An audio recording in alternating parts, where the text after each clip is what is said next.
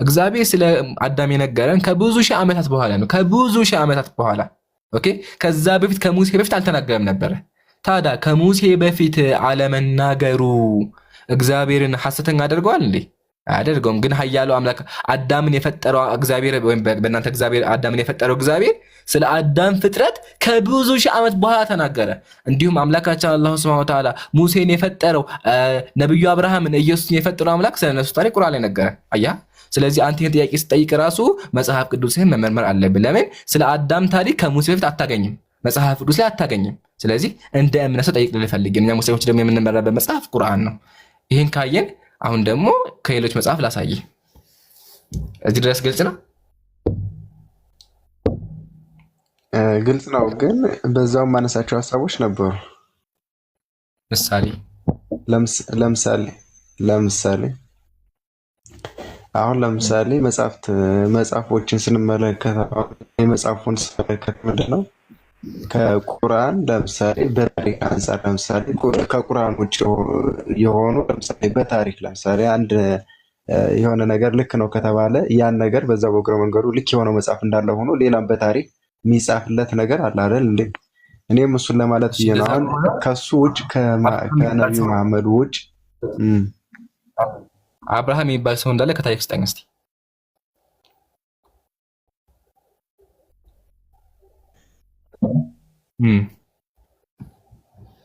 አብርሃም እናልከ? አዎ አብርሃም የሚባል ሰው እንዳለ ከታሪክ አይሰማም።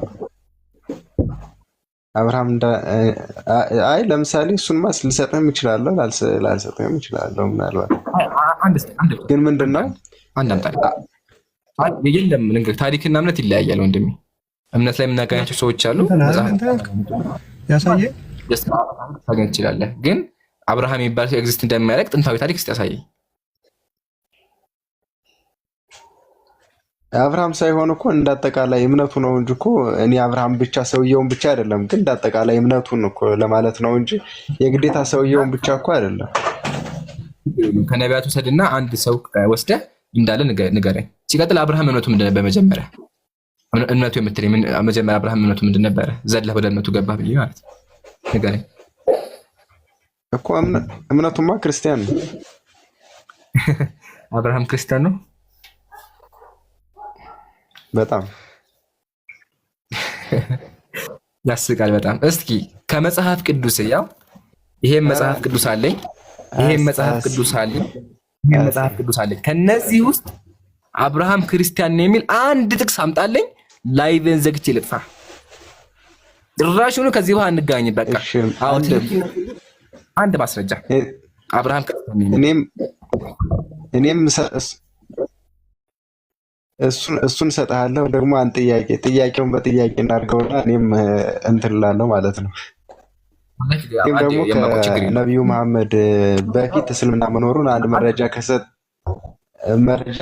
እኔም ይሄኛውን መልስልሃለሁ። የማውቀው አይደለም። አብርሃም ክርስቲያን እንደሆነ ካሳይ አለቀ ውይይቱ፣ በቃ ዘጋ ውይይቱ። ስለዚህ አሁን አብርሃም ክርስቲያን እንደነበር አንድ ጥቅስ ነው ያልኩ፣ ሁለት አይደለም፣ አንድ ጥቅስ አሳየኝ ከፈለከው። እጄ ላይ መጽሐፍ ነው፣ ቦታውን ብቻ ነገር ይቀጥል። ቦታውን ከፍቻለሁ፣ ቦታውን ንገረኝ።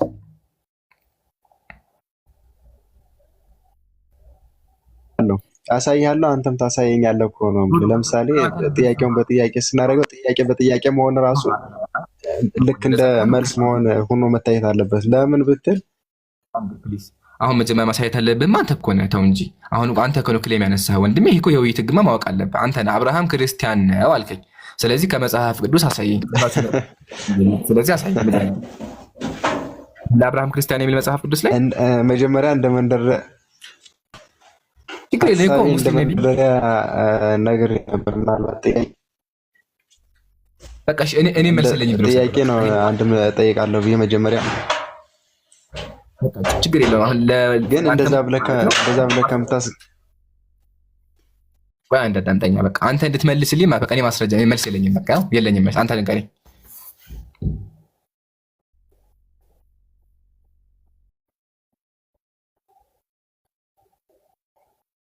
መልስ የለም ካላለ እኔ ልቀጥል።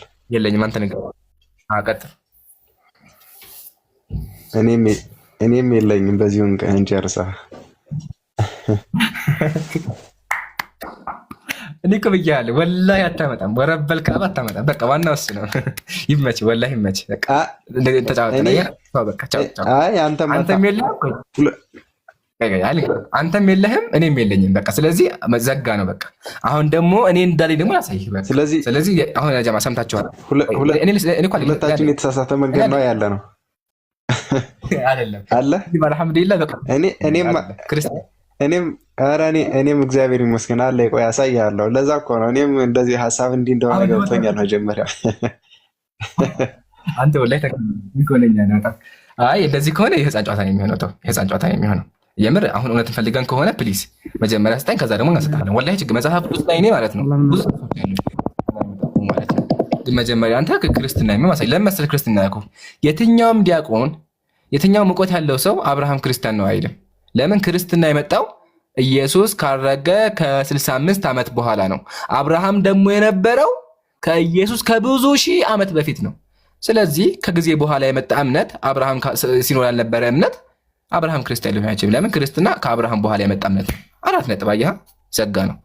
አሁን ደግሞ ችግር የለም። ኧረ ተው ኢምራን፣ እስልምናም እኮ ከ725ኛው ምናምን እንደዚህ አካባቢ ዓመት በኋላ የመጣ እኮ ነው። ከዛ በኋላ እኮ እስልምና የሚባል በታሪክም በምንም የለም። አንድ መረጃ ካመጣህ እኔ ራሱ አቆማለሁ። እሺ መረጃ እሺ ከዚህ ዓመተ ምህረት በፊት ካለ ነቢያት አልኩህ እኮ ነቢያት ወገኔ፣ ነቢያት እና አብርሃም ውሰድ፣ እነ ሙሴ ውሰድ። ምሳሌ ከእንትን አልጀምርልህ፣ ከሙሴ ልጀምር። ግን መጀመሪያ እስልምና ማለት ምን እንደሆነ አውቀሃል? ግን እባክህ እንደው ወደሱ ልታስረሳኝ፣ ወደሱ ከመግባቴ በፊት እባክህን ብያለሁ።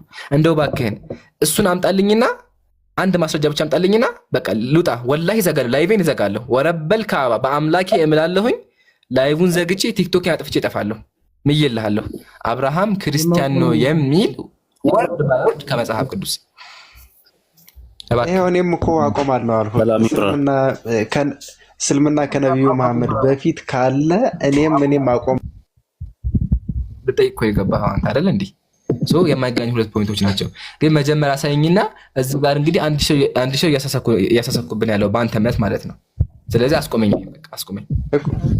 አንተ ጠፋል። መጀመሪያም እኮ እኔ ጠያቂ ነበሩ መልሳለሁ ስላልህ ነው እንጂ ጠያቂ ነበሩ። ነገሩ ግን ምንድነው? አንተም እስልምና ከመሐመድ ይቅርታ እመልስልሃለሁ። ግን አንድ ቃል ልግባላችሁ። አንተም እዚህ ጋር ያለው ክርስቲያን፣ ሁላችሁም ክርስቲያኖች ኢላ የውሚል ቂያማ እስከ ትንሣኤ ቀን ድረስ ብትሰበሰቡ አንድ ጥቅስ ከመጽሐፍ ቅዱስ ላይ አብርሃም ክርስቲያን ነው የሚል አታመጡም። አንተም አታመጣም፣ ወረበል አታመጣም። ለዛ ነው ቅድም የለኝም ብለህ የካድከው። መቼም አታመጣም፣ መቼም። ግን ቢኖር ማለት ነው ታሳየኝ ነበር። የለም፣ ችግር የለም። አሁን ወደ እኔ ልምጣልህና እኔ ግን ሙስሊሙ መልስ ላይ ልመልስልህ። እኔ የማያውቀው ቆይ አትደረቡ። በተራ እናውራ እሺ፣ በተራ እናውራ እሺ። የማያውቀው አንተ የለህም። በቃ ተምረን አሁን ሚውት አንሳ። የማያውቀው የማያውቀው ስምህ ግራ ያጋባል። ማነው ስምህ? የማውቀውን እናገራለሁ። እሺ አሁን እስልምና ማለት እንደሆነ ታውቃለህ? አውቃለሁ። ማለት ነው ምን ማለት ነው? ቀጥተኛ እምነት ምናምን ነገር መሰል ለአንድ አምላክ መገዛት ምናምን። ማሻአላህ እንደዛ ነው። ግን ያው በደንብ አልመለስኩም። እሺ ኢስላም ማለት አንተ አስተካክል። እሺ ታዛዥ ነው ሊተራሊ ትርጉሙ። እሺ ቃል በቃል ትርጉሙ ታዛዥ የሚል ነው ቃል በቃል። ግን ደግሞ ኢስጢላሃን በእምነት ደረጃ ደግሞ ስናብራራው ምንድን ነው? አልኢስቲስላሙ ሊላሂ ቢልኢባዳ። እዚህ ላይም ጥያቄ አለኝ። ቆይ እዚህ ላይም ጥያቄ አለኝ። ታዛዥ ለማን ነው የምትታዘዘው? ለአምላክ ከሆነ ለምሳሌ የት ላለው አምላክ ነው የምትታዘዘው? የት ላለው ማለት አሁን ጥያቄ ቀየርካ። ጥያቄያችን አምላክ የት አለ ሳይሆን ምንድነው አምላክነቱን ነው። እሱን መልስልሃለሁ። ግን ርዕስ አቀይር። እሺ በርዕስ ነው ማለት አለበት። እሱን መልስ ደስ ይለኛል። ግን እየጨረስን ዝም ብለህ እዚህ ዛት ሄድ። እሺ ስለዚህ እስላም ማለት ነው ለአንድ አምላክ መታዘዝ ነው። ግን በመደረጃ ደግሞ ትርጉሙ ምንድን ነው? አልኢስቲስላሙ ሊላሂ ቢልኢባዳ፣ ለአንዱ አምላክ በቃ በአምልኮ እሱን ብቻ ማምለክ፣ እሱ ፈጣሪ እንደሆነ ማመን ነው። ስለዚህ አንተ እጅና እግርህ ለሱ ብቻ ስትስታመክ ሙስሊም ትባላለህ ነው ለአንዱ አምላክ። ያ አምላክ ማን ነው ከተባለ ደግሞ ጣዖታት አይደሉም፣ ሰው አይደለም። ማን ነው? ሰውን የፈጠረ እነዛ ድንጋዮችን የፈጠረ የነቢያት አምላክ የሆነው የአብርሃም አምላክ የሆነው የሙሴ አምላክ የኢየሱስ አምላክ የኢየሱስ ፈጣሪ የሆነው አንዱን አምላክ ማምለክ ነው። ይሄ እስልምና ይባላል። አሁን ይሄ ከገባ እኛ አንድ ሰው ሙስሊም ነው ስንል ምን ማለት እንደሆነ ይገባል። አብርሃም ሙስሊም ነው ስንል ምን ማለት ፈልገን ነው ታውቃለህ? እሱ ምንም ጥያቄ የለም፣ ግልጽ እኮ ነው። ምን ማለት ፈልገን ነው?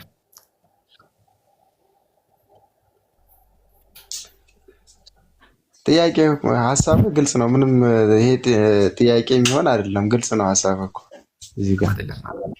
አሁን አንድ ሰው መጥቶ እኔ ደግሞ አብርሃም ምን አለ መሰለህ፣ ቆይ አንዴ የምልህ አንዴ እኔንም ብትሰማኝ ጥሩ ነው። ከሱ በፊት አንተ እንዳዳመጡ ብታዳምጣ ያን ጊዜ ጥሩ ነበር።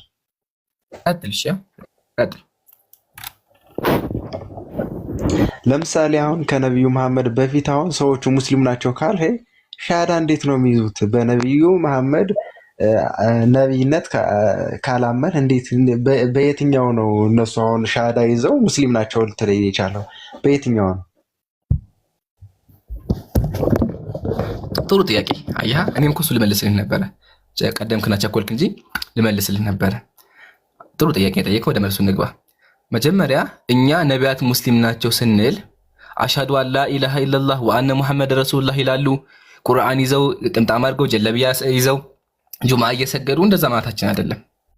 ኦኬ፣ እንደዛ ማለት ጭራሽ ነው። ቁርአን ይዘው ተስቢህ እያደረጉ ጥምጣም አድርገው ተራዊህ እየሰገዱ ረመዳን እየጾሙ አይደለም።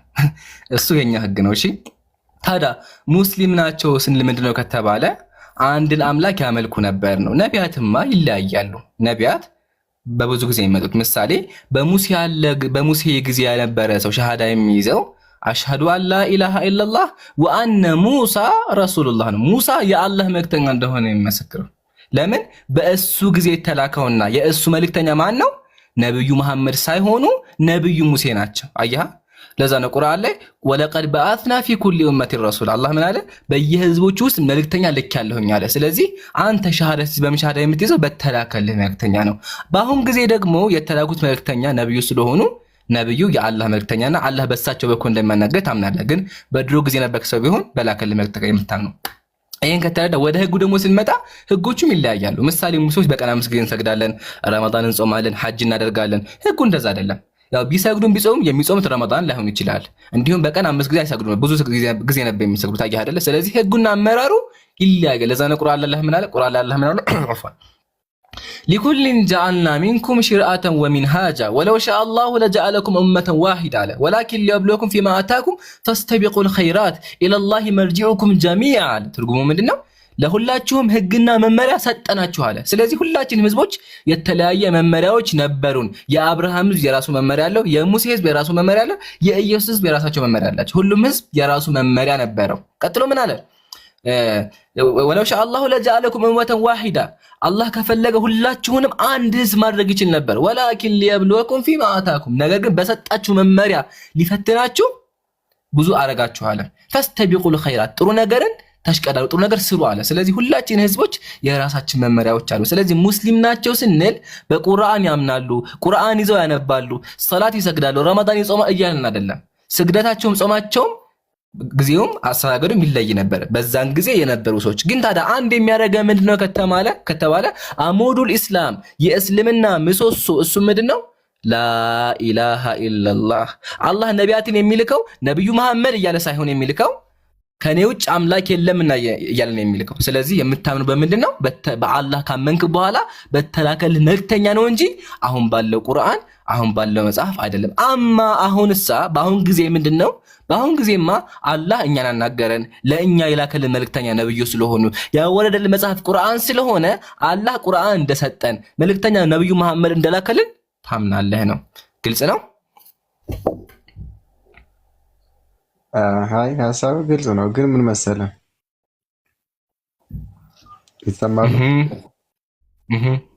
ይሰማል።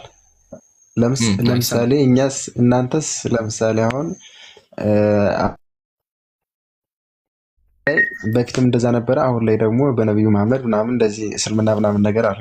ግን በመሀል ላይ ሙስሊምም ያልሆኑ ክርስቲያንም ያልሆኑ ግን በአንድ አምላክ የሚያመልኩ አሉ። እነሱ ሙስሊም ናቸው ምንድን ናቸው? ልክ እንደነ ሙሴ እና እንደ ሌሎቹ መሐመድን አልተቀበሉም። ግን አሁን ላይ እንደዚህ አይነት ሰዎች አሉ። እነሱ ምን አይነት ሰዎች ናቸው ማለት ነው? እንደዛ ከሆነ ጥሩ ጥያቄ።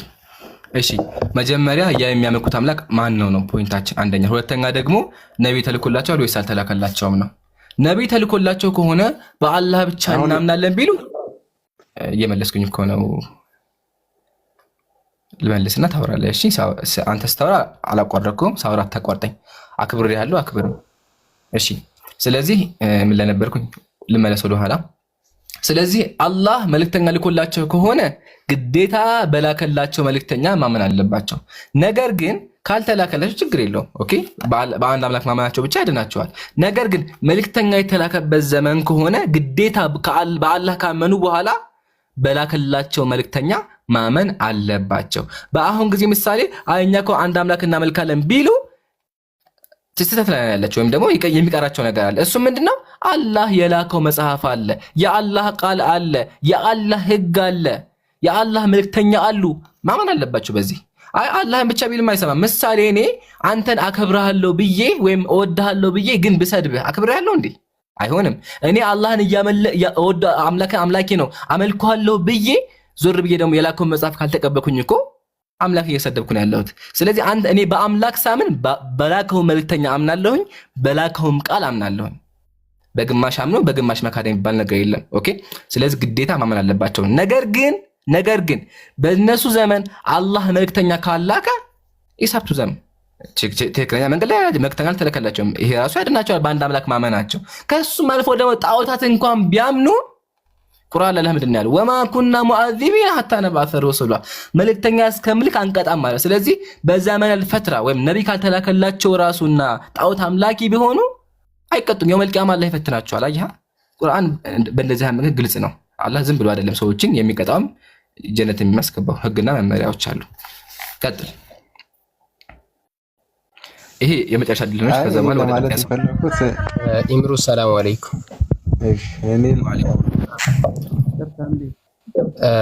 ሌሎቹ ይቀድማሉ። ይምራቸው ቆይ የሚፈልጉና አንዴ እሱን ልጨርሰውና እሰጣለሁ ኢንሻአላህ። አንድ ድል ብቻ ልስጠው ለማያውቁ። የመጨረሻ ድል አንድ ደቂቃ ላውራ። ኦኬ እሺ እንግዲህ የመጨረሻ ድልም ስለሰጠኝ አመሰግናለሁ። ቆይ ገብረ መስቀል የሚታጋን የሚያውቀው ቀጥል ጾም ሲመይ እኔ ለማለት ምን አለ መሰለህ፣ ለምሳሌ አሁን ነብይም ተልኳል። አሁን ላይ ለምሳሌ ቁርአንም ፎልስ ነው፣ መጽሐፍ ቅዱስም ፎልስ ነው። እኛ በዚህ አናምንም፣ ግን አንድ አምላክ ዓለምን የፈጠረ አንድ አምላክ አለ፣ በሱ እናምናለን እያሉ የሚያምኑ ሰዎችን እነሱ አሁን ሙስሊም ናቸው ምንድን ናቸው ብለህ ነው የምታስበው? እንደው እንደ ሀሳብ ነው። እሺ ጥሩ ጥያቄ። ለነበረን ቆይታ እናመሰግናለን። ኢንሻአላህ ሌላ ጊዜ እየመጣ ጠይቅ። ያው ደግሜ ልመልስልህና ወደ ቀጣይ ሰው እንለፍ። እሺ አንድ ሰው በአላህ ብቻ አምኖ በቁርአን ካላመነ እምነቱ ትክክለኛ አይደለም። በላከው መልእክተኛ ካላመነ እምነቱ ትክክለኛ አይደለም። ምሳሌ አይሁዳውያን እኮ በአንድ አምላክ ያምናሉ አይደል እንዴ? አንድ አምላክ ያመልካሉ። ታዲያ ችግራቸው ምንድነው? ነብዩ ኢሳን ሰድበዋል፣ ነብዩ ኢየሱስን ክደዋል፣ ነብዩ መሐመድን ክደዋል፣ ቁርአን አይቀበሉም። አያችሁ። ስለዚህ በአምላክ ማመን ሲባል ሁሉን ነገር የምትቀበለው አምላክ የላከውን መልእክተኛ ያወረደውን መጽሐፍ መቀበል አለበት። ቅድም ገልጬልሃለሁ። አንድ ሰው ምሳሌ እኔ ወንድሜ ማሂር አከብረዋለሁ ብዬ በጎን የምሰብከው አላከብረውም ማለት እኮ ነው። እንዲሁም አንድ ሰው አምላክን አመልካለሁ ፈጥሮኛ ብለህ ካመንክ በኋላ በላከው መጽሐፍ ካላመንክ በተዘዋዋሪ አምላክ ውሸታም ነው ያልክ ነው ያለው። ስለዚህ አንተ በአምላክ ስታይ ሙሉ በላከውም ማመን አለብህ ነው ዋናው ፖይንት። ግን መጀመሪያ ምንድን ነው የምታምነው? መጀመሪያ አላህ ትክክለኛ አምላክ እንደሆነ የነቢያት አምላክ እንደሆነ ካመንክ በኋላ ቀጥሎ በላከልህ መጽሐፍ እንዲሁም ደግሞ በላከልህ መልእክተኛ ታምናለህ። ምሳሌ ነብዩ ሰለላሁ ዐለይሂ ወሰለም የአላህ ባሪያና የአላህ መልእክተኛ አላህ በሳቸው በኩል እንዳናገረን ታምናለህ። ከምን ቀጥሎ? አላህ ፈጣሪ እንደሆነ ካመንክ በኋላ ቀጥሎ ደግሞ ምን ታምናለህ? በተላከው መጽሐፍ ታምናለህ። ይሄን ሁላ ክደህ ከሆነሳ ድህነትን አታገኝም። ድህነት ለማግኘት ግዴታ አላህ ባስቀመጠው ህግ መከተልም አለብህ ነው። ስለዚህ ግማሹን ወደው ግማሹን ጠልቶ አይሆንም ነው። እሺ እናመሰግናለን። ማሂሮ ሰላም አለይኩም። ወአለይኩም ሰላም ወራህመቱላሂ ወበረካቱህ። እንዴት ነው? እንዴና ሀቢብ ሰላም ነው አለን አልሐምዱሊላህ አለን። ኢንሻአላህ አሉና ታስተናግዳቸዋለህ። ግን አንድ መጀመሪያ ለምን እንደገቡ ልጠይቃቸው ኢንሻአላህ። እሺ ማን የሚቀድመው ካራታችሁ? እኔም ቀድሞ አሪዮ ሹር አትመስለኝም። እዛ ኢትዮጵያ የማውቀው ቀጥሎ ነበር የገባሁት። ማይኮና ገብሬም ሰው እዛ ኢትዮጵያ እኮ መጨረሻ ነው የገባኸው። ኧረ ከማውቀውን ከሚለው ቀጥሎ ነበር። በቃ ችግር የለም። ሰላም አለይኩም ወራህመቱላሂ ወበረካቱ። ማይሬ ወአለይኩም ሰላም። ጥያቄ አለኝ፣ ለጥያቄ ነው። ቀጥሉ ይብሮ፣ ችግር የለም እኔ እገባለሁ በኋላ። እዛ ኢትዮጵያ ቀጥል፣ ችግር የለም። ገብረ መስቀል የሚወጣ ሰላም ብያለሁ። እዛ ኢትዮጵያ እሺ እሺ፣ ሰላም እንዴት ነው? አንድ ጥያቄ ነው የመሸ ስለሆነ ልጠይቅ ብዬ ነው። ስለ እስልምናን ለመጀመሪያ ጊዜ ያስተዋወቀው ማን ነው? ጨረስክ? ያው ቁርአን መልእክት ነው ስትል ሰምቻለሁ። እሺ ቢመልስልህ አይሻል መጀመሪያ ማሂሮ? እሺ ከሱ በፊት አንድ ያጀማ ቪዲዮ ለቅ ያለ ሪፖርት የተደረገ ስለሆነ በደንብ ገብታችሁ ኮፒ ሊንክ አድርጉ። ቀጥል። እሺ እስልምና ለመጀመሪያ ጊዜ ለማን ለሰው ልጆች ያስተዋወቀው ነው ጥያቄ። ቁርአኑ ወረደልኝ ያለው ማን ነው? መልእክተኛ የሚባለው ቁርአን ይወረደልኝ እና በየጊዜው አያዎች የሚወርዱለት ማን ነው? ልጨርሳ። ቁርአን የወረደላቸው ነብዩ መሐመድ ሰለላሁ ዐለይሂ ወሰለም ናቸው። የመጀመሪያው ነብይ የነበረው አደም ዐለይሂ ሰላም ነው። የመጀመሪያ መልእክተኛ ደግሞ የነበሩት ኑህ ዐለይሂ ሰላም ናቸው። ነብዩ ሰለላሁ ዐለይሂ ወሰለም የመጨረሻው ነብይና የመጨረሻው መልእክተኛ ናቸው። ተመልሶላል? አልተመለሰም። አሁን ያልከው ቁርአን ውስጥ ያለ ነው። እኔ ያልኩ ቁርአኑ ራሱ ለመጀመሪያ ጊዜ ወረደ ብሎ ያስተዋወቀው ማን ነው እንጂ ውስጥ ያለውን አይደለም። ነብዩ ሰለላሁ ዐለይሂ ወሰለም መገለጡ ለማን ነው? ለነብዩ ሰለላሁ ዐለይሂ ወሰለም የተገለጠው ነብዩ መሐመድ ናቸው። ነብዩ ደግሞ ሰው ናቸው። ሰው ፍጹም ነው ብለህ ታምናለህ? አላህ ከጠበቀው ሰው ፍጹም ነው። ስለዚህ አላህ መሐመድም ፍጹም ናቸው ማለት ነው። ሁለቱም አላህ ከጠበቀው ሰው ፍጹም ነው። ስለዚህ መሐመድም ፍጹም ነው፣ አላህም ፍጹም ነው። አላህ ሲጀመር አምላክ ነው። አላህ እኮ ሲጀመር አምላክ ነው ማለት ኢሎጂካል ነው። ያንተ አመለካከት ራሱ አላህ ፍጹም ነው አይደለም ብሎ መጠየቅ ራሱ ኢሎጂካል ነገር ነው አይደለም። አሁን እኮ መሐመድ ፍጹም ነው አልከኝ። አላህ እንዴት ፍጹም ይሆናል? አምላክ አምላክ ሁሉ ማድረግ አይችልም። አምላክ ሁሉም ማድረግ ቢችልም ፍጹምነት ግን የአምላክ ባህሪ ነው። ፍጹምነት ምን ማለት ነው? ፍጹምነት ማለት የማይሳሳት ማለት ነው። ኦኬ አምላክ የሰው ልጆች እንዳይሳሳቱ ማድረግ አይችልም ከፈለገ? እንደዛ ማለት አትችልም። ባህሪውን ያካፍላል እያልክ ነው። እንደሱ ከሆነ እኮ አይ ባህሪ ማካፈል አይደለም። እኔ ፈተና 10 ከ10 ባመጣ ያስተማሪውን ባህሪ ተከፈልኩ ማለት አይደለም። ስለዚህ ለአንተ መሐመድ ፍጹም ነው ማለት ነው። አይ የሰው ልጆች ፍጹም መሆን ይችላሉ ወይ ብለህ ነው አይጠየቀኝ? አይ መሐመድ ፍጹም ነው ብለሃል ቃል በቃል። ስለ ነብዩ መሐመድ ሰለላሁ ዐለይሂ ወሰለም ከትላልቅ ወንጀሎች የተጠበቁ ናቸው። አላህ ጠብቋቸዋል።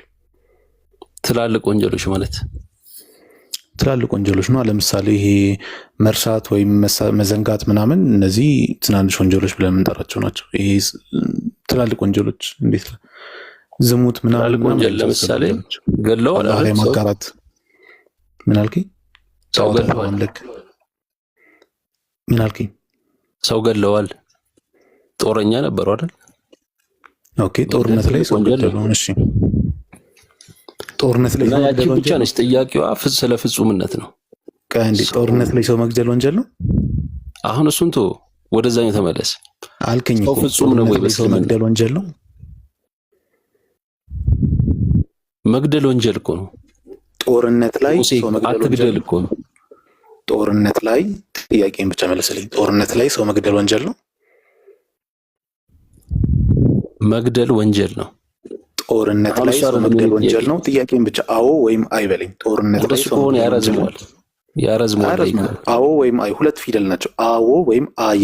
ጦርነት ላይ ሰው መግደል ወንጀል ነው? አሁን አንተ ጥሩ መነሻ አስቀምጠሃል። ጦርነት ላይ ሰው መግደል መሐመድ ፍጹም ነው ብለሃል። ጦርነት ላይ ሰው መግደል ወንጀል ነው ወይ? ጥያቄን እስካልመለስክልኝ ድረስ ወዴትም አትቀጥልም። አይዞህ እኔ ወዴትም ባልቀጥልም ግድ የለኝም። ብቻ አንተ ኦኬ፣ ወደ ቀጣይ ጥያቄ እናልፋለን ማለት ነው። ሚውተርክ መቀጠል ማትፈልግ ከሆነ አመሰግናለሁ። ገብረ መስቀል አለ ወደ ገብረ ኢብራሂም ማለት የምፈልገው ካለ መልስልኝ እስቲ። ሰው ፍጹም እሺ፣ ያው ካልመለሰ ማለት አንዴ ገብረ መስቀል ትቀጥላለች። አንዴ አንዴ ያነሳው ጥያቄ መልሰህ ዘግተነዋል ኦልሬዲ። ግን ነብዩ ሰው ገለዋል፣ ስለዚህ ፍጹም አይደሉም ለማለት ግሬ በዚህ ሎጂክ እንስማማና ነብዩ የገደሉት አንድ ሰው አምጡ እንላችኋለን። አንድ ሰው ነብዩ የገደሉት ጭራሹን አያመጡም ከአንድ ሰው በስተቀር ከአንድ ሰው። እሱም ሌላ ታሪክ ነው ያለው። ያው ይሄ ራሱ ተአምር ነው። ሰውየው አልሞትም ብሎ በተአምር ነው እንጂ ይሄ አድሮት ነው አይደለም። በተአምር ሌላ ታሪክ ተአምር ነው የምናይበት። ዘጋ ነው አያችሁ አይደለ? ሲቀጥል በጦርነት ሰው መግደል ወንጀል ከሆነ እግዚአብሔር ወንጀለኛ ነው፣ ሙሴ ወንጀለኛ ነው፣ ኢየሱስ ራሱ ወንጀለኛ። ለምን? ኢየሱስ በጴንጤዎች አስተምሮ የእግዚአብሔር መልአክ ሆኖ 70 ሰዎችን ገድሏል በብሉይ ኪዳን ጊዜ። እንዲሁም ነቢያት በሙሉ እነ ስማቸው ጥራልኝ 40 ነብይ ያረደው ማን ነበረ? በቄሰም ወደ ያረዳቸው ብቻ ሙሉ ነቢያት እነ ዳዊት እነ ሰለሞን። እግዚአብሔር እኮ ጦርነትን ሲያዝ ነበር። ኢምራን ይህን ጥያቄ መለሰልኝ ማለት እኮ ሰውየው ራሱ ያውቀዋል። አለቀለት ማለት ነው። መጽሐፍ ቅዱስ ተበላ፣ እግዚአብሔር ተበላ፣ ነቢያት ተበሉ። ዘጋ ነው። እግዚአብሔር ጦርነትን እያዘዘ ከዛ በጦርነት ሰው መግደል ወንጀል ከተባለ ኢማጅን ጦረኛ ነበሩ አለ። ስለዚህ የእሱ ኢንቴንሽን ጦርነት ላይ ሰው ገለዋል ማለት ነው፣ ወይም ደግሞ ሰው እንዲገደል አዘዋል ማለት ነው። እንደዛ ከሆነ ነቢያት እንዳለ ነገስታት እንዳለ እነ ዳዊት እነምና ጦርነት ላይም ከጦርነት ውጭም ሰው ሲገሉ ነው የኖሩት። ኢየሱስ በፊት ያመጣችሁ እረዷችሁ ብሎ ነው ያዘዘው። እሱ ድጋሚ ሲመጣ ሉቃስ ወንጌል ላይ እንደገለጸው ከሆነ እንዲታረዱ ሰዎች እንዲገደሉ ትእዛዝ ሰጥቷል። ስለዚህ ሙሉ ለሙሉ ክርስትና ወደቀ ማለት ነው። ይሄ ከአንድ ኢሎጂካል ፐርሰን የሚመጣ ኢሎጂካል ኩዌሽን ነው። ብዛ ካለ በቃ ይሄን ዘጋ። ወደ መጀመሪያው ጥያቄ ልመለስና ቁርአን የወረዱ ነብያችን ላይ ነው። ነብዩ ደግሞ ሰው ፍጹም አይደለም። ስለዚህ እንዴት አመንከው የሚል ጥያቄ ነው። ችግር የለውም እንቀበል። አሁን እንቀበል። እሺ ይሄን ሎጂክ ወስደን መጽሐፍ ቅዱስ ላይ እንተግብረው።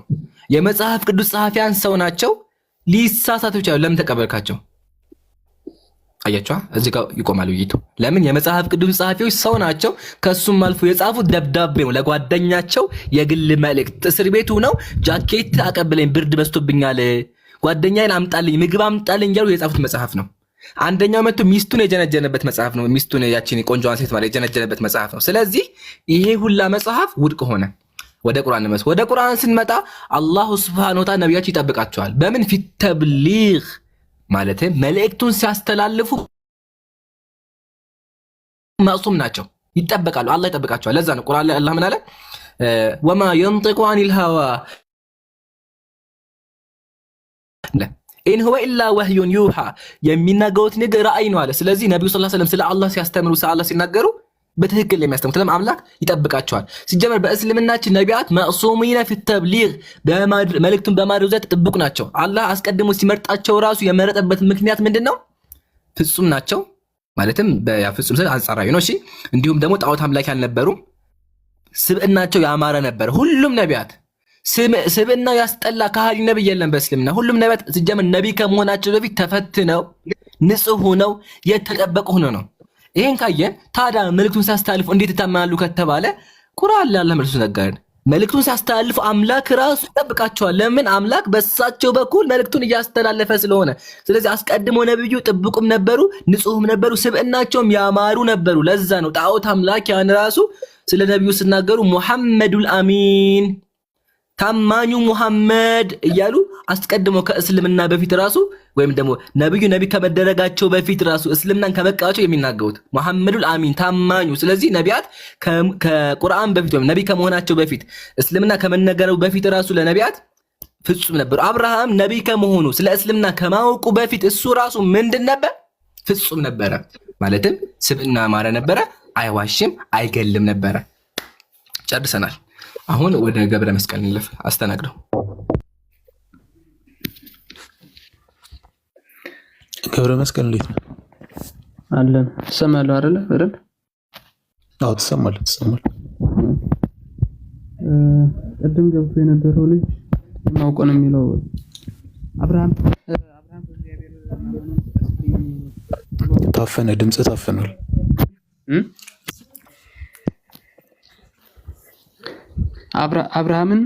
አብርሃም በእግዚአብሔር ማመኑን የሚገልጽ ጥቅስ ስጠኝ ብሎት ነበረ ኢምራን አላለው።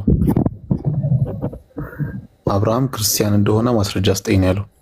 ኦኬ ክርስቲያን መሆኑን እኔ አንዴ መጽሐፍ ቅዱስን ጥቅሱን እንትን ልበልልህና ኦኬ አብርሃም ክርስቲያን እንደነበረ የሚያሳይ የመጽሐፍ ቅዱስ ጥቅስ ማለት ነው ብትሰጠን። የሚያጅብ ነው። እሺ ገብረ መስቀል ካመጣ እኔም ማሂርም እንጠፋለን። ትጠፋለህ ማሂር? እኔ ዲአክቲቬት አድርጌ እወጣለሁ አካውንቴ። ስለዚህ ገብረ መስቀል ካንተ የሚጠበቀው አብርሃም ክርስቲያን የሚል ወርድ ባይወርድ አምጣ።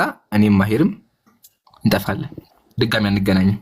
ተጨባብጠን እዚህ ጋር ለቱ 1200 ቻው ብለናችሁ በቃ ከዚህ በኋላ ድምጻችን አሰሙንም። ከሰማችሁንም ደግሞ ኮንተንት ቀይረን ልብስ እየሸጥን ታገኙን ወይም ደግሞ ሌላ ስራ እየሰራን የምታገኙ እንጂ በነጽር አታገኙንም። እሺ አምጣ ገብረ። እኔ ዜና ዘጋቢ ሆናለሁ። እሺ ቀጥል ገብረ መስቀል። እሺ ምን ልክፈትልህ? መጽሐፍ ቅዱስ ምዕራፍ ኦሪት ዘፍጥረት ላይ እሺ ምዕራፍ 15 ድምጽ ግን ታፍኗል።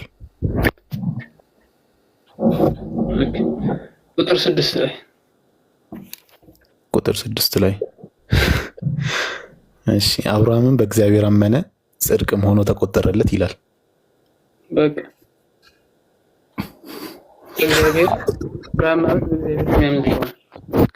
አንዴ ቅድም ምን ብለህ ተናገርክ መሰለህ?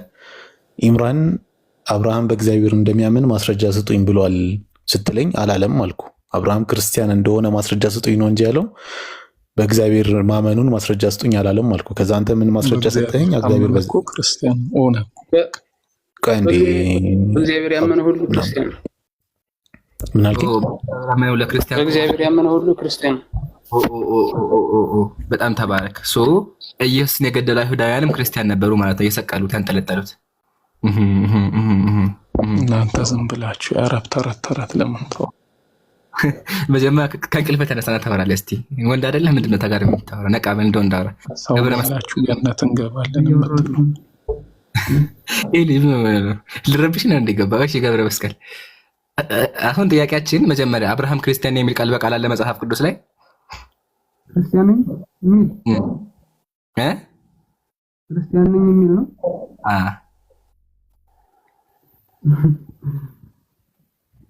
ቆይ አብርሃም እኮ ማለት ነው ነው ማለት ነው። የለማ ይቅርታ እንደሚ አብርሃም ክርስቲያን የሚል መጽሐፍ ቅዱስ ላይ አለ? ያሳየው እኮ ነው ነገርኩ። በእግዚአብሔር ማመኑን እኮ ነው ማለት ክርስቲያን የሚለው ቃል ሳይንስ ያወጣችኋለሁ። የት ነው ክርስቲያን የሚለው ቃል? በመነጽርም ፈልጌዋለሁ ደግሜ አንብቤዋለሁ። የለም። እስኪ የት ነው ክርስቲያን የሚለው ቃል ያለው? ክርስትና ማለት በጌታችን በመድኃኒታችን በኢየሱስ ማመን ነው። ክርስቲያን የሚለው ቃል የለም። ግን ክርስቲያን ማለት አማኝ ስለሆነ ብለህ ታስረዳኛለህ። ግን መጀመሪያ ክርስቲያን የሚለው ቃል አለ?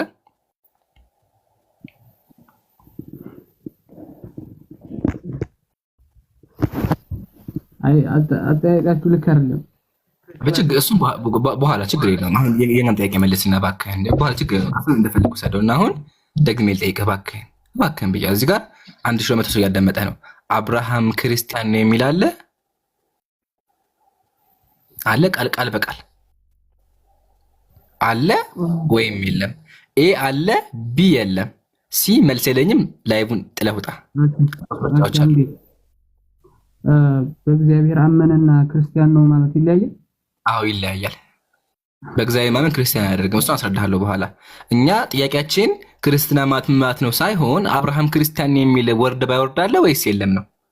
አለ መጀመሪያ ይሄ መልስ አስተካክል ጠይቅ። ቃል በቃል ሐሳቡ ሳይሆን ቃል በቃል አብርሃም ክርስቲያን ነው የሚል አለ? አዎ አስተካክል ይላል። አሁን መልስልኝ። ቃል በቃል ነው ያልኩህ።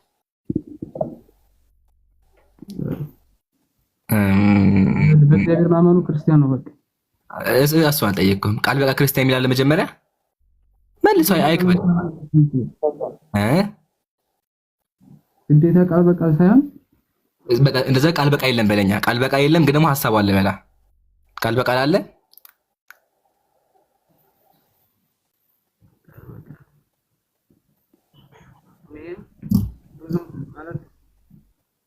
ለጠየቃችሁት ምሳሌ ጥቅሱን ይገመጥጃለሁ። ገብረ መስቀል ወገኔ እንደዚህ እንደ ቆይ ልንገርህ፣ እንደዚህ ጭንቅ አልኩ። እንደዚህ ዝም ብለህ እንደዚህ ትዞራለህ። ዝም ብለህ በቃ ዳር ዝም ብለህ መሀል ግባ። እስኪ መሀል ግባና ጥያቄውን መልሰው። ዝም ብለህ ጥግ አዞር። አብርሃም ክርስቲያን ነው የሚል ቃል በቃል አለ። ሐሳቡን አላልኩም። ሐሳቡ አይደለም ያልኩህ። ቃል በቃል አለ ወይም የለም? ሙሉ ወክዬ መናገር አልችልም። አንተ ባነበብኩ አለ ወይስ የለም? እኔ መረዳት የምችለው እንደሆነ ታውቃለህ። እኔ አንተ መረዳት አልጠየቅኩም። ጥያቄ ክርስቲያን የሚል ቃል ነው። ያንተ መረዳት አልፈልግም። እኔ መጽሐፍ ቅዱስ ላይ ያለ ክርስቲያን እሱን በኋላ እንመጣበታለን እኮ። ጆሮ አይሰማም። ቆይ ልድገምልህ አንዴ። ሐሳቡ አለ በእግዚአብሔር ማመን ክርስቲያን ነው የሚለው አስረዳሃለሁ። በእግዚአብሔር ማመን ክርስቲያን አያስብልም። ክርስቲያን የሚያስብል ከሆነ ኢየሱስን ያንጠለጠሉት የገደሉት አይሁዳውያንም ክርስቲያን ናቸው እያልክ ነው ያለኸው። አያስኬድም። እሱን ተወው እና እኛ ጥያቄያችን ክርስቲያን የሚል ቃል በቃል አለ። አብርሃም ክርስቲያን ነው የሚል ቃል በቃል ሰማኸኝ? ገብረ መስቀል ምን ጠየቅኩት? ጥያቄውን ድገመው አንዴ። አይ ቃል በቃል ብለህ መጠበቅህ ይሄ እንትን ነው። ስለዚህ የለም ብለኛ አለ ወይስ የለም? እሺ አለ ወይስ የለም? የለም በቃ ቀጥል። ያላገኘነው ድል እንድናገኝ በቃ የለም ቀጥል አንተ ኢምራን። በቃ ተባረኩ። በቃ ጀግና አሸናፊ ገላገልከኝ። አላሁ አክበር። ዘጋም በቃ አብርሃም ክርስቲያን ነው የሚል ኢላ የውሚል ቂያማ ጴንጤ ኦርቶዶክስ ካቶ ተሰብስባቸው አታገኙ። የለም ጭራሹኑ የለም። አሁንና ገብረ መስቀል አመሰግናለሁ። አሸናፊ ገብረ መስቀል በእግዚአብሔር ማመን ክርስቲያን ያስብላል? ክርስትናን ተቀብላለህ? እሺ አይሁዳውያን በእግዚአብሔር ያምናሉ፣ ክርስቲያን ናቸው? በእግዚአብሔር ካመኑ ግዴታ ክርስቲያን ናቸው። አዎ ያምናሉ። አይሁዳውያን አሁን ድረስ በእግዚአብሔር ያምናሉ። መስጀበ ይሄ መጽሐፍ ራሱ ያንተ አይደለም፣ የነሱ መጽሐፍ ነው። አንተ ነህ ከነሱ ያልከው። ስለዚህ አይሁዳውያን ክርስቲያን ናቸው? በእግዚአብሔር አምነው ከተቀበሉ ክርስቲያን ናቸው። ተባረክ። እናመሰግናለን። ስለዚህ ኢየሱስን የገደሉት እነዛ ከሃዲያኖቹ ኢየሱስ ደንቆሮ ብሎ የሰደባቸው ወይም እናንተ ጆሮ አእምሯችሁ አያስብም ያላቸው አይሁዳውያን ክርስቲያን ናቸው። እናመሰግናለን። ጨርሰናል። ማሂሩ አሸናፊን አስተናግደው። ኢየሱስን ያስገደሉት ክርስቲያን ናቸው ማለት ነው ለራሳቸው ድህነት። እንደሱ ሎጂክ ማሂር እኔ ለአንተ ጥያቄ ነበረኝ። እሺ አይ ቲንክ ከማኑኤል ይቀድመሃል መሰለኝ አሸናፊ። ኦኬ እሺ እኔ ቀድሜ የገባሁት ግን ከፈለገ እንትን ይበል ይደም ከቸኮለ። ኦኬ አሸናፊ ቀጥል። ምንድነው ጥያቄ? እሺ ስለ ነቢያት ስታስረዳ አደም ነብይ ነው ብለህ ነበር። ሶ እንግዲህ በፍጥረታት መጀመሪያ የተፈጠሩት አደምና ሔዋን ናቸው አይደል? አዎ። ሶ አንድ ሰው እንግዲህ ሁለት ሰው ተፈጥሮ ፈጣሪ ለማን ነው ነብያትን እንዴት ነው የሚልከው? ማለት አንድ ሰው ለህዝብ ነው የሚልከው እንጂ አንድ ሰው እንዴት ለአንድ ለራሱ ይልካል? ነብይ ማለት ምን ማለት ነው? ነብይ ማለት ለህዝብ ከእግዚአብሔር መልእክት ተቀብሎ ለህዝብ የሚያስተላልፍ አካል ማለት ነው። እሱ መልእክተኛ ይባላል። yes ኦኬ። የመጀመሪያው መልእክተኛ ማን ናቸው ብያለሁ እኔ ስናገር? አደም ብላል። የመጨረሻው ደግሞ መሐመድ አላልኩም። አሁን መለየት ያለብህ እሺ አዳምጠኝ። በቃ መለየት ያለብህ ነገር ነቢያትና መልእክተኞች ወይም ደግሞ ነብይና መልእክተኛ በማዕረግ ደረጃ ይለያያሉ። መልእክተኛ ማለት ሰዎችን በዛ መልእክት በመጥራት ላይ የታዘዘ ነው። ነብይ የምንለው ደግሞ ከአምላኩ ወህይን የሚቀበል ከዛ በዛ ወህይ ደግሞ ያው ራሱን የሚመራ በዙሪያ ያሉትን የሚመራ ሰዎችን እንዳይማድረስ ግን ግዴታ ያልሆነበት አካል ነብይ ይባላል። አብርሃም ወይም ማነው አደም አለይሂ ሰላም ከሰው ልጆች የመጀመሪያ ሰው ነው። ከአላህ Subhanahu Wa Ta'ala መልእክት ወይም ደግሞ ወህይ የሚደርሰው ነብይ ነበረ። በዛ ወህይ ደግሞ ራሱንም ቤተሰቡንም ልጆቹንም ያስተዳድር የነበረ ነብይ ነው። መልእክተኛ ደግሞ ስንል የመጀመሪያው መልእክተኛ ኑህ አለይሂ ሰላም ናቸው። ኑህ ወይም ደግሞ በእናንተ ኖህ እሳቸው የተላኩበት ጊዜ ሰዎች ጣዖት ማምለክ የጀመሩበት ጊዜ ነበረ። ስለዚህ ሰዎችን ጣዖት ከማምለክ እንዲቆጠቡና ወደ ትክክለኛው መንገድ እንዲመለሱ መልእክት ሊያደርሱ መልእክተኛ ሆነው ተላኩ ማለት ነው። አሁን ለየህልኝ ሁለቱም እኮ ሰው ነቢይ ወይም መልእክተኛ ነው በለኛ። ቅድም ስታስረዳ ግን እንደዚህ አልነበር የሚሰማው። ቅድም ለይቼ ነው ያስረዳሁት ወይ አልሰማኝም? እምነት ፍቅር ይዝም ይሻላል። ማን ያስከፋ ዛሬ ገነት ላይ 72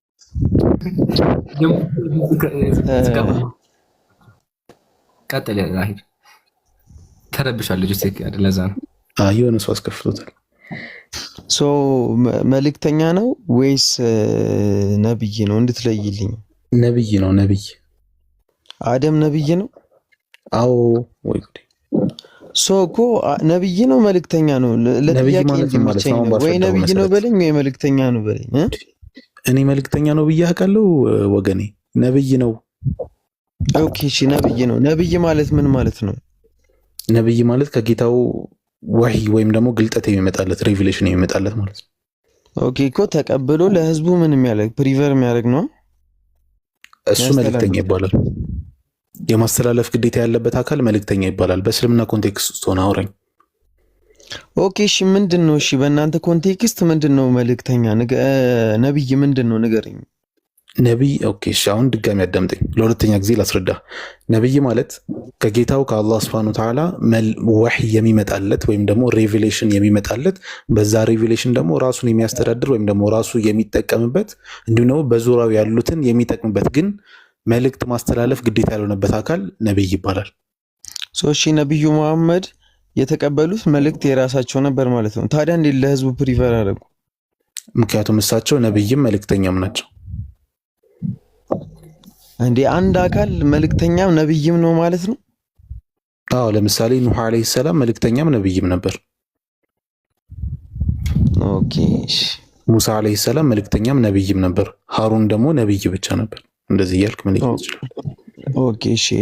እና ሁለተኛ ጥያቄ ምንድነው? ከሙሐመድ በፊት ጥቅስ እርስምና ስለመኖሩ ጥቅስ አለ ቁርአን ላይ? ቁርአን ላይ አለ። ኦኬ እሺ፣ ቁርአን ላይ አለ። ግን ከዛ በፊት ስለነበረ አሁን ማረጋገጫው ሊሆን የሚችለው መሐመድ ነው አይደለ? እሱ ላይ ስለወረደ የምን ማረጋገጫ? የቁርአን ነው። የቁርአን ማረጋገጫ መሐመድ ነው። ኦኬ እሱ ላይ ስለወረደ ጥያቄ ከዛ በፊት የነበሩ ነቢያት ስለ እስልምና የተናገሩትን ነገር አንድ ማረጋገጫ ፈልጋለሁ ከናንተ። ኦኬ እስልምና ማለት ምን ማለት ነው? ቀደም አብርሃም ሙስሊም ነው ሲል ነበር እና አብርሃም ስለ ሙስሊም ምን ፕሪፈር አድርጎ ምን አስተላልፏል? ቆይ ወደሱ እንመጣለን። እስልምና ማለት ምን ማለት ነው? አይዶን ነው እኔ አላውቅም። ኦኬ እሺ ላስረዳ። እስልምና ወይም ኢስላም ማለት አልኢስቲስላሙ ሊላህ ለአላህ Subhanahu Wa Ta'ala መገዛት ወይም ደግሞ ራስን ለአንዱ አምላክ ፍቃድ የራስን ፍላጎት ማስገዛት ማለት ነው። ለአንዱ አምላክ ፍላጎት የራስን ፍቃድ ማስገዛት እስልምና ማለት ይሄ ነው። ወይም ኢስላም የምንለው ነገር ይሄ ነው። ሙስሊም ማለት ደግሞ የራሱን ፍላጎት ወይም ደግሞ የራሱን ፍላጎት ለአንድ አምላክ ፍቃድ ያስገዛ አካል ሙስሊም ተብሎ ይጠራል። ስለዚህ ለአምላክ መገዛት ማለት ነው እስልምና ማለት። በአንተ አረዳድ ነው እሱ፣ በእኔ አረዳድ አይደለም። ስለ ኢስላም ነው ዲፋይን እያደረኩልህ ያለሁት። ለምሳሌ ወይስ ቃለ ለሁ ረቡሁ አስሊም ይላል። ጌታው ለእርሱ ስለም ባለው ጊዜ አስሊም ብሎ ነው የተጠቀመው። አማርኛው ላይ ብትመለከተው ታዘዝ፣ ጌታው ለእርሱ ታዘዝ ባለው ጊዜ ቃለ አስለምቱ ሊላሂ ረቢል ዓለሚን፣ እኔ ለዓለማቱ ጌታ ታዝዣለሁ ይላል። አስለምቱ ማለት ሰለም ወይም ሙስሊም ሆኛለሁ ማለት ነው። ስለዚህ መታዘዝ የሚል ትርጉም ነው ያለው ኢስላም የሚለው። ኢስቲስላም ከሚል ስርወ ቃል የመጣ ነው፣ መታዘዝ ማለት ነው። ይሄ የእስልምናን ትርጉም ነው እየነገርኩ ያለሁት። እሺ እሺ፣ እዚህ ጋር ግልጽ ነው። እሺ አደም ወይ ማን ነው አብርሃም ለጌታው ታዛዥ ነበር እንደ መጽሐፍ ቅዱስ አስተምሮ? አመሰግናለሁ። ስለዚህ አብርሃም ሙስሊም ነበር ማለት ነው። ፈርዘር ሚዲያ ተጠቅመው በጣም ቢግ ዲፈረንስ፣ በጣም ትልቅ ልዩነት አለው። አንተ ያስረዳኸኝ የሙስሊምነት ባህሪና አዳም በአብርሃም በመጽሐፍ ቅዱስ ላይ ያለው አክት በጣም ዲፈረንስ አለው። አንድም ጊዜ ስለ ሙስሊም ወይም ደግሞ ስለ ነብዩ መሐመድ ስለ መምጣቱ ምንም የሚናገር ነገር የለም። ገብቷል? እኮ መጽሐፍ ቅዱስ ነው ወይስ አብርሃም ነው የማይናገረው? አብርሃም ራሱ አይናገርም ስለ ሙስሊም። አሁን የአብርሃም ሙሉ ንግግር እጅህ ላይ አለ? የአብርሃም ሙሉ ንግግር እጅህ ላይ አለ? እጅህ ላይ አሁን እኮ የለም። ችግሩ ግን ነው ያንተ ሪፈረንስ ወይም ደግሞ ያንተ የምትቆምበት ቦታ መጽሐፍ ቅዱስ ላይ ነው አይደለ? አዎ መጽሐፍ ቅዱስ የአብርሃምን ሙሉ ንግግር ሪከርድ አድርጎ ይዟል። በተወሰነ መልኩ ታሪኩ አለ አሁን እኛ ጋር ማለት በተወሰነ መልኩ ፕላስ ደግሞ ያውም ደግሞ ያ በተወሰነ መልኩ የመጣው ነገር የተበረዘ ነው። ስለዚህ አብርሃም ይሄን አላለም የማለት አውቶሪቲ የለህም አንተ። ላስረዳ ነው ማረጋገጫ አለኝ እኔ እኮ ስለ ማቴሪያሊስቲክም ማረጋገጫ አለን። አሁን ምሳሌ እስራኤል ሀገር ውስጥ በጣም ብዙ አብርሃም የእስራኤል ተወላጅ ስለሆነና ክርስቲያን እንደሆነ ብዙ እንትን የሚሉ ማስረጃዎች አሉ እኛ ጋር። ግን አንድም ጊዜ ግን አታመጣልኝ የሙስሊም እርግጠኛ ሆኜ ምንድነው ያልከው?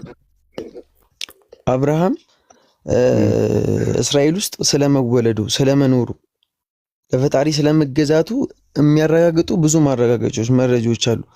በሙስሊም ግን አንድም አታመጣልኝም። አንድ ስጠኝ፣ እኔ እሰጥሃለሁ፣ አንተ ስጠኝ፣ ችግር የለውም። እኔ ከቁርአን እሰጥሃለሁ፣ አንተ ስጠኝ ከአብርሃም መጽሐፍ። አሁን እርግጠኛ ሆኜ ሳይሆን አንድ ስልክ ነው ያዝኩት፣ አይመችም መጽሐፍ ቅዱስ ለማውጣት ግን አለ። አሁን እኮ አንተ እያልከኝ ያለው እንዴት መሰለህ? ራስን ፕሪሰፖዝ አደረግክና መጽሐፍ ቅዱስ ትክክለኛው መጽሐፍ ስለሆነ አንተ የምትመራው በሱ ስለሆነ እንደ መጽሐፍ ቅዱስ አብርሃም ስለ እስልምናም ስለ ነብዩ ምንም አልተናገረም አልክ። እኔ አሁን እሱ አይደለም ጥያቄ። መጽሐፍ ቅዱስ ሲጀመር ያን መጽሐፍ ቅዱስን ተጠቅማ አብርሃም ይሄን ብሏል፣ አብርሃም ይሄን አላለም የማለት አውቶሪቲ ራሱ የለህም። ምክንያቱም አብርሃም ያለው ነገር እንዳለ መጽሐፍ ቅዱስ ላይ ሪከርድ ተደርጎ አልተቀመጠም። መጽሐፍ ቅዱስ ሲጀመር ተቀንሶበታል፣ ሲጀመር ተጨምሮበታል መጽሐፍ ቅዱስ። ስለዚህ እንደ መጽሐፍ ቅዱስ እያልክ መጽሐፍ ቅዱስን ሪፈር አድርግ እንጂ አብርሃም ይሄን ብሏል አብርሃም ይሄን አላለም ማለት አትችልም አንተ። ምክንያቱም መጽሐፍ ቅዱስ የተመረጠ ፒውር የሆነ መጽሐፍ ነው ያዝኩት። እኔ ያዝኩት ቁርአን ይኸውልህ ጥርት ያለ ከጌታዬ የመጣ ቃል ነው። ስለዚህ እኔ በያዝኩት ቁርአን መሰረት አላህ Subhanahu Wa Ta'ala ለአብርሃም ስለም ወይም ታዘዝ ብሎት አብርሃም ታዟል ብዬ ማስረጃ በሰጠ ፒውር የሆነ መጽሐፍ እስከያዝኩት ድረስ በጣም ኦቴንቲክ የሆነ ማስረጃ ነው። በጣም በቃ ጥርት ያለ ትክክለኛ ማስረጃ ነው፣ ተቀባይነት ያለው ቫሊድ ነው። እናንተ መጽሐፍ ቅዱስን ይዘህ ብትነግረኝ እንዴት ነው ማስረጃ ሊሆን የሚችለው? አሁን ምሳሌ አንተ መታወቂያ አንተን ነው ራስን ሪፕሬዘንት የሚያደርገው ገብቷል። አናዘር ፐርሰንን ፕሪፈር ማድረግ አይችልም ያንተ መታወቂያ አይደል? ሶ ያ መታወቂያ ያንተ ዕንባቆም ነብይ ነው። ዕንባቆም ነብይ ነው። አዎ ነብይ ነው። ማስረጃ ሰጠኛለህ ለነብይነቱ? አናዘር ሌላ ስልክ አልያዝኩም ለዛ ነው። እሺ አለ ለነብይነቱ ማስረጃ አለ ከዕንባቆም ከራሱ መጽሐፍ ውጪ ማለት ነው። ልክ እናንተ ተፍሲር ወይም ደግሞ እንትን እንደምትሉት እንደዚህ አይነት ማስረጃ አለን እኛ። ተፍሲር ወይም ደግሞ ስለ ተፍሲር አይደለም፣ ስለ ዕንባቆም የተናገረ ከዕንባቆም በፊት የነበረ አንድ ነብይ እኮ በኦርቶዶክስ አዋልድ መጽሐፍ እንደሚባለው ነው ማለት። አሁን አዋልድ መጽሐፍት እንደሚባሉ ልክ እንደ ተፍሲር አይነት እኛ ጋር ለማስረጃ እሱ ከአባቶች የመጣው እሱንማ እኔም እሰጥሃለሁ። ማብራሪያውን አይደለም የጠየቅኩ። ከዕንባቆም በፊት ስለ ዕንባቆም የተናገረ አንድ ነብይ አለ ወይ? ችግር የለውም። እንትን ልስጥህ፣ አማራጮች ልስጥህ። በዕንባቆም አልገደበም። ስለ አሞጽ ወይም ደግሞ ስለ ናሆም ስለነዚህ የተናገረ አንድ ነብይ አለ? ስለዚህ ናሆምን ነብይ ብለህ የተቀበልከው ናሆም ራሱ ነብይ ነኝ ሲልህ ነው አይደለ? ኦኬ፣ ናሆምን ነብይ ነኝ ሲልህ ተቀበልከውና ነብዩ ሰለላሁ ዐለይሂ ወሰለም ነብይ ነኝ ሲሉ እንዴት ራሳቸውን ነብይ ያደርጋሉ ብለህ ጥያቄ ታነሳለህ። ይሄ ራስህን ነው መፈተሽ ያለብህ ማለት ነው። ኦኬ፣ ነብዩ ሰለላሁ ዐለይሂ ወሰለም ነብይ ነኝ ብለው ክሌም ሲያደርጉ እንዴት ነብይ ይሆናሉ? ራሳቸውን እንዴት ነብይ ያደርጋሉ ሳይሆን የምትለው ነብዩ ሰለላሁ ዐለይሂ ወሰለም ኦኬ ነብይ ከሆኑ እንዴት ነው ነብይነታቸውን ላምን የምችለው ብለህ መጠየቅ ትችላለህ። ለምሳሌ ህዝቦች ሁሉ መልእክተኛ ሲመጣላቸው ከአንዳንድ ላይቀበሉ ይችላሉ፣ ሊቀበሉም ይችላሉ። ካልተቀበሉ ግን ምንድነው እነዛ ነቢያት ምልክቶች ይሰጣቸዋል አይደለ? እነዛ ምልክቶች ለነዛ ማህበረሰብ ሲያሳዩ ያ ማህበረሰብ በነዛ ምልክቶች ላይ ተመስርቶ ኦኬ ይሄ አካል እኮ እውነተኛ ነብይ ነው የሚለውን ነገር አክሴፕት ያደርጋል አይደለ? ኦኬ አሁን ቅድም ስትናገር ከሰሞት መሰለኝ ለሁሉም ህዝብ እንትን ተልኳል ብለኛል። ነቢያት ተልከዋል። ኦኬ እሺ። አሁን ምሳሌ እኛ ኢትዮጵያዊ ነና ለኢትዮጵያ የተላከለት መልእክተኛ ማን ነው? አልተነገረንም። በአጠቃላይ ከ124 ሺህ ነቢያት እንደተላኩ ነብዩ ሰለላሁ ዐለይሂ ወሰለም ነግረውናል። ግን ደግሞ ቁርአን ላይ እርግጠኛ ባልሆንክበት ነገር ነው አንተም እያወራ ያለው ገባህ? አሁን ምሳሌ ተልኳል አልክ። እየሰማኸኝ አይደለም እንዴ? እየሰማኸኝ አይደለም መሰለኝ። አጠቃላይ 124 ሺህ ነቢያት ተልከዋል አልኩ። እሺ ማን የት እንደተላከ የ124 ሺውንም ሊስት መያዝ አይጠበቅብኝም። አላህ ሱብሓነሁ ወተዓላ ሲነግረን ምን አለ? ሚንሁም መን ነቅሱስ ዐለይክ አለ።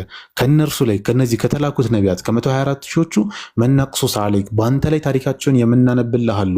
ወሚንሁም መን ለም ነቅሱስ ዐለይክ ከነሱ ደግሞ በአንተ ላይ ታሪካቸውን የማናነብልህ አሉ አለ አላህ ሱብሓነሁ ወተዓላ። ስለዚህ ለኛ እዚህ ላይ ለጠይቀ እሺ ቀጥል።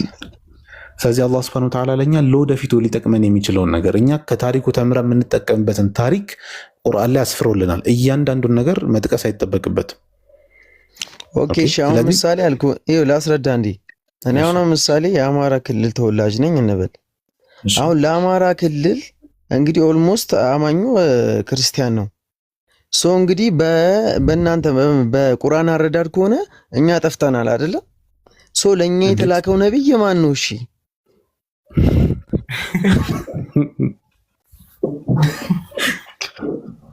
ምንም አያስቅም። መቼ ነው አማራ የሚባለው ክልል እንደ ክልል የመጣው?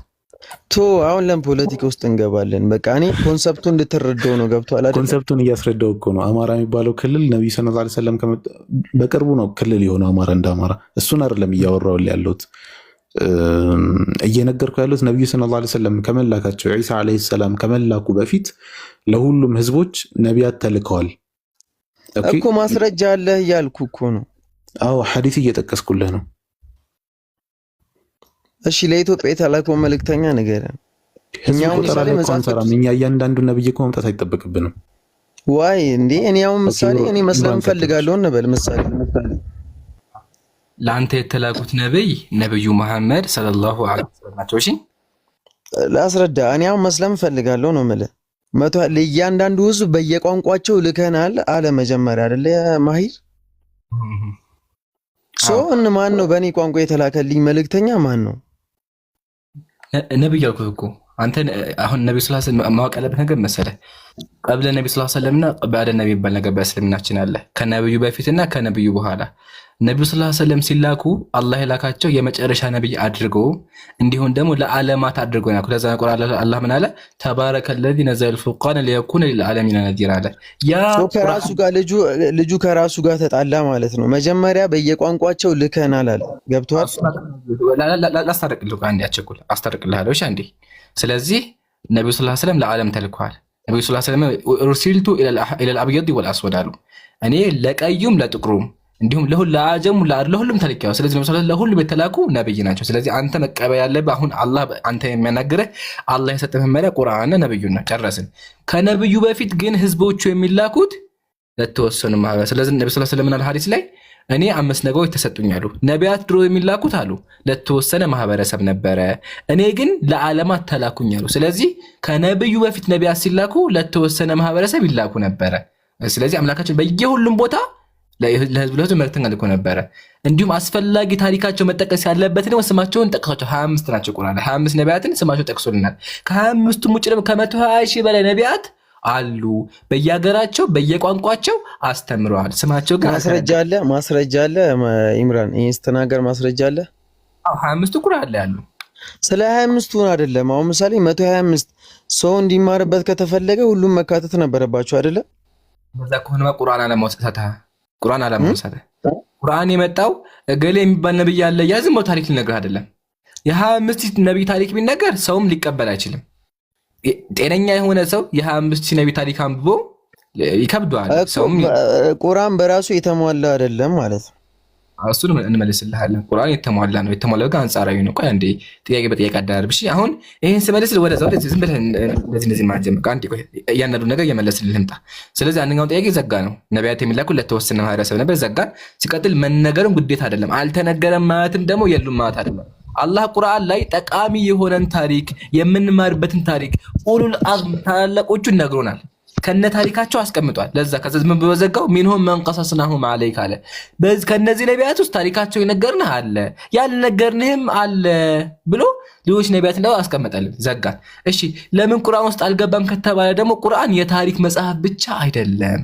ቁርአን የሰው ልጆች መመሪያ፣ ስለ አሁን ታሪክም ሊያስተምርህ ስለ ወደፊትም ሊነግርህ መመሪያ ሊሰጥህ ነው እንጂ እገሌ የሚባል ነብይ ኢትዮጵያ ተላከ፣ እገሌ አማራ ውስጥ ተነሳ፣ እገሌ ጎንደር ተነሳ፣ እገሌ ሳውዲ አረቢያ ተነሳ፣ እገሌ አሜሪካ አይደል የመጣው።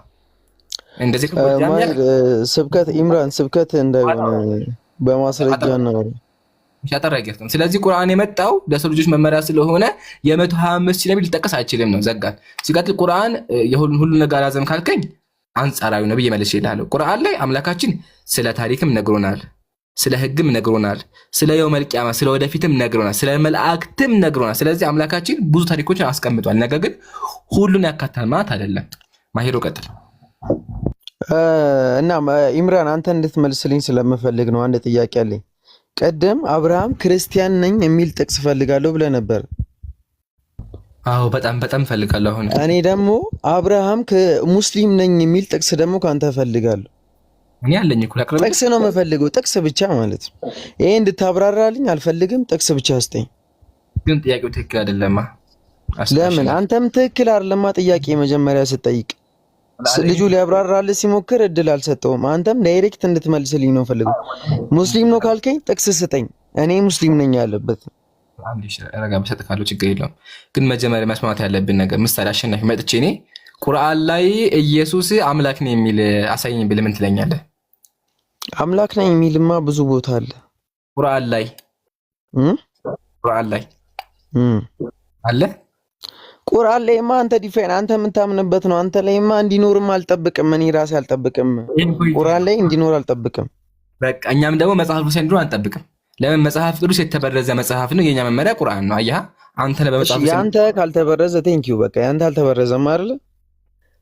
አብርሃም እኔ ሙስሊም ነኝ የሚልበትን ጥቅስ ስጠኝ በቃ። እሺ ልስጥህ ቃል በቃል ከአብርሃም ቀጥል ደስ ይለኛል። ማሂር ሰምታችኋል።